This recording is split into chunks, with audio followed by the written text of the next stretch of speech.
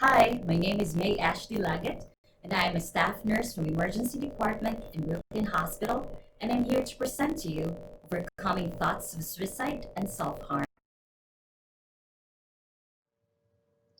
Suicide leads to over 36,000 deaths annually in the United States, causing as many fatalities as homicide and AIDS combined.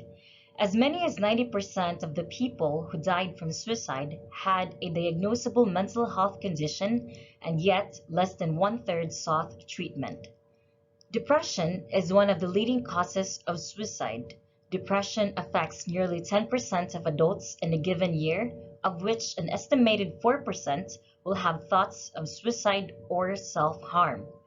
This presentation seeks to help reduce incidents of suicide and self-harm by identifying its risk populations, risk behaviors associated with suicide and self-harm, and offer resource information for treatment of this patient population. Depression. Many people at one point or another feel deeply saddened. Depression is evident by obvious sadness and is often expressed as a loss of pleasure or a withdrawal from activities one found enjoyable.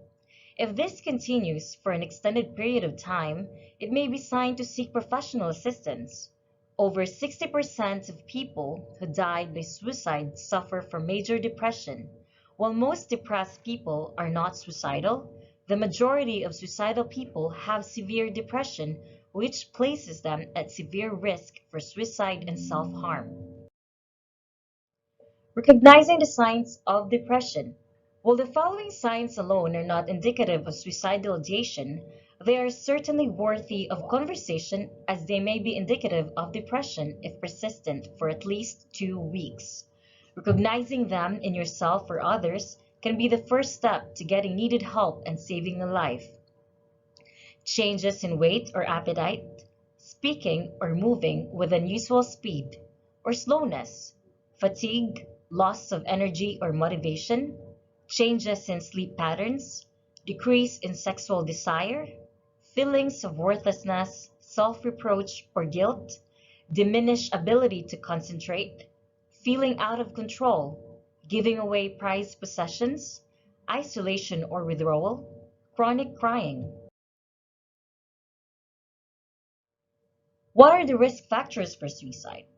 These are financial hardship, substance abuse, disturbed body image, chronic health issues, legal troubles, loss of employment, loss of a loved one, holidays, birthdays, and anniversaries, relationship difficulties, family problems, talking of hopelessness, death, or suicide intent.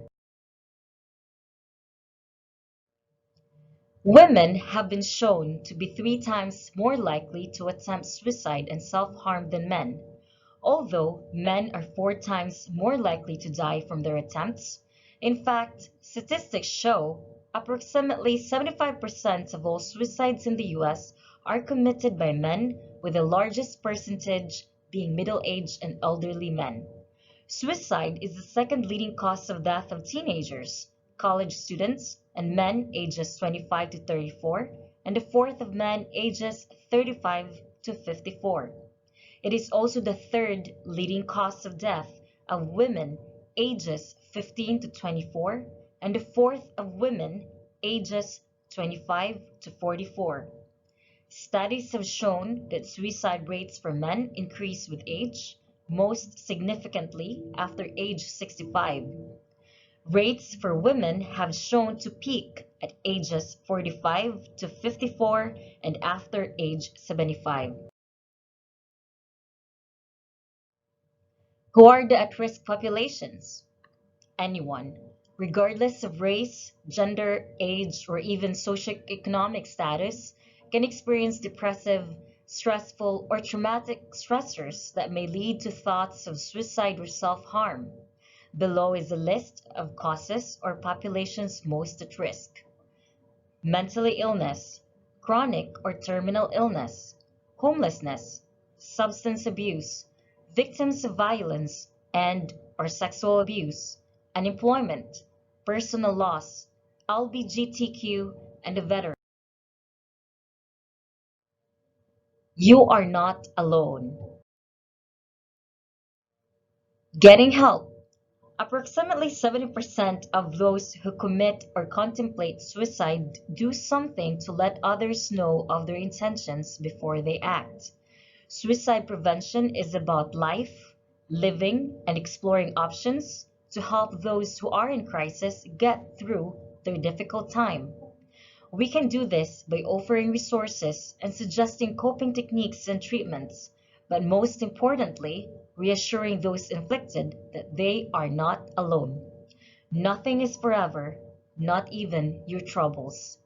At the Brooklyn Hospital Center, we remain dedicated to keeping Brooklyn healthy and implore you to seek help if you need to.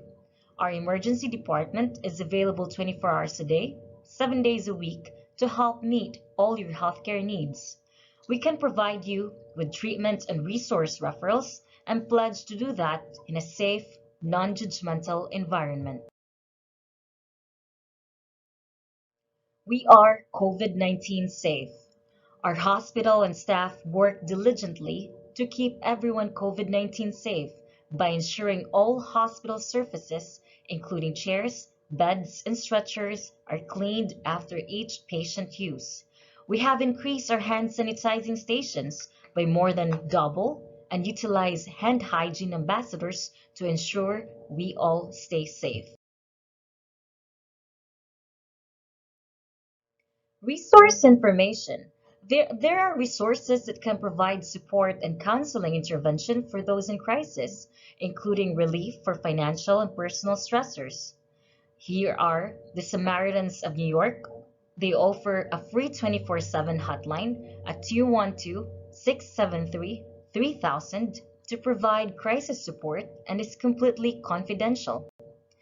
Trans Lifeline is a hotline staffed by transgendered for transgendered people focused on preventing self-harm, but will also provide referrals for other services as needed. They can be reached at 877-565-8860, 7 days. Domestic and Sexual Violence Hotline, New York State, offers citywide referrals for victims of domestic violence and sexual assault. They can be reached at 800-942-6906, 24/7. Military One Source offers a wide range of free services for active duty, guard, and reserve military personnel and their families. They can be reached 24/7 at 800-342-9677. The Brooklyn Family Justice Center, BFJC, provides one-stop shopping for domestic violence survivors by placing lawyers, police, dedicated domestic violence prosecutors, counselors, clergy, and other service providers under one roof. They can even help with emergency housing placement. Women, Infants, and Children, or WIC, is a healthcare intervention program that provides nutrition education and professionally prescribed food packages to eligible individuals. WIC creates a productive interplay between our healthcare center and the food consumption patterns of mothers and young children with inadequate diets. Supplemental Nutrition Assistance Program, or SNAP, can provide a monthly supplement for purchasing nutritious food. If you qualify, you'll be provided with a debit card to use for groceries. They can help with cash, rental, and even burial assistance.